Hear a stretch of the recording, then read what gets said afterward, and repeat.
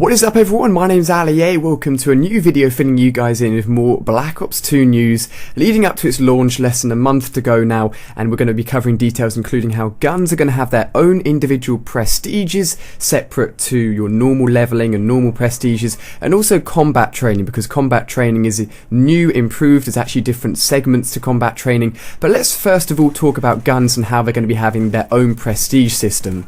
So first of all, we found out that for multiplayer, when you prestige, you have an option using a prestige token to take over a specific gun into the next prestige at the same gun rank with all its attachments and camos, etc., straight into the next prestige, which is awesome. But that means if you choose to take a gun over in prestige 1, say for example the MP7 in Black Ops 2, it means that from prestige 1 to prestige 10, it's going to be the maximum rank with all the attachments, all the camos, all the way through. It's going to be a bit boring. You're not going to have anything challenging to do with that gun. However, they've switched it up for Black Ops 2 and given each gun the chance to prestige twice, which means basically you can get each gun in Black Ops 2 multiplayer to its highest level 3 times over, which is really cool. And why would you want to do this? Well, David Vonderhaar explained that each time you prestige a gun, the challenges for the guns then become unlocked for an additional time, so it's an additional source of experience points for multiplayer as well. And also, if you want some of those better camos, you're going to have to be prestiging your gun and getting it to the higher levels. For example, the golden camo, I'd assume you'd have to take your gun all the way to prestige 2 and maybe even to the maximum level at prestige 2 alongside completing certain challenges, etc. Because, as I've already explained in a previous video, camos are now unlocked not just by getting the gun to a rank, but also combining that with certain challenges, say getting a certain number of multi-kills or a certain number of headshots. And all of these things combined will get you the better camos. They wouldn't be an option to get if you decided just to leave your gun at the highest level, 0 prestige. So you've got some reasons to prestige your gun. It makes things more interesting, more fun, and the more things to unlock and play around with and reset, the more reason for you to be playing multiplayer even more, which is awesome. Now, I've talked a little bit about combat training before in a previous video, but this time I've got more details on how it's actually broken up into 3 core categories. So combat training is like an umbrella for all of these different modes within combat training, so that's cool that combat training is also being expanded as well. So within combat training you've got boot camp. Now you may remember that boot camp from World at War.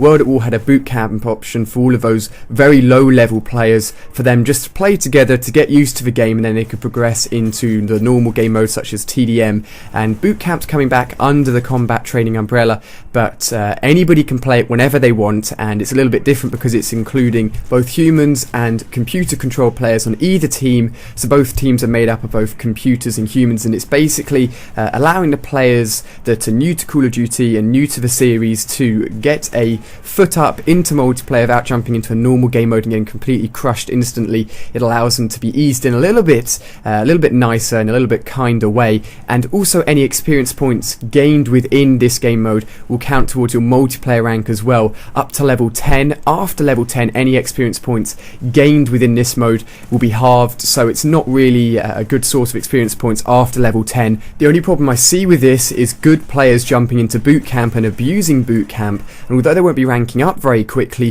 they'll be getting really high KDs, they'll be winning all of their games, and it will give their overall statistics within multiplayer this unbalance, if you will, because it will look like they have this really high KD when in fact all they've been doing is playing boot camp. So hopefully there's some sort of cut-off between the normal multiplayer stats and the boot camp stats. Hopefully it's only the experience which is overlapping. We'll have to see what happens there. I'm sure if there is any sort of imbalance in any way, Treyarch will be on top of it once the game's released, and they'll be switching up to make sure it's nice and fair. But there are 2 more game modes under the combat training umbrella, and the first one is Bot Stomp. That's just the normal combat training we're used to from Black Ops 1, where it's just humans against bots and you can muck around with the settings. And then the final one is Objective Play, where Treyarch have developed the computers to actually play objective game modes, which means you can practice those game modes in combat training as well, because of course normally you can only do TDM and free-for-all, so that's a big improvement from the Treyarch guys in combat training and what they're doing with this system, which is awesome. But this brings me to the end of the video, guys. My final score there was 40-4. If you enjoyed the video and found the information useful, then hit that like button and leave a comment down below letting me know